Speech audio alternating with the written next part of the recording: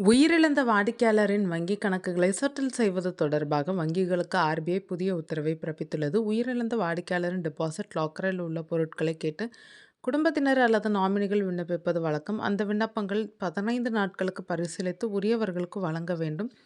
தாமதமாகும் நாட்களுக்கு 4% ஆண்டு வட்டியை கணக்கிட்டு வழங்க வேண்டும் என கூறியுள்ளது.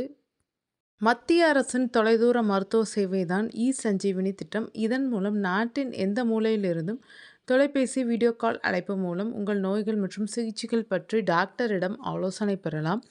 ஆலோசனையுடன் டாக்டர் இ-பிரிஸ்கிரிப்ஷனும் கொடுப்பார். இதை பார்மசியில் காட்டி மருந்துகளும் வாங்கலாம். ஆயுர்வேத டாக்டர்களிடமும் ஆலோசனை பெறலாம். மூச்சு திணறல், இருமலுக்கு பயன்படுத்தப்படும் இப்ராட்ரோபியம் உள்ளிட்டவை அவசரகால மருந்துகளாக உள்ளனர். இதன் விலை உச்சவரம்பை 1 ml 2.96 மத்திய அரசு நிர்ணயித்துள்ளது.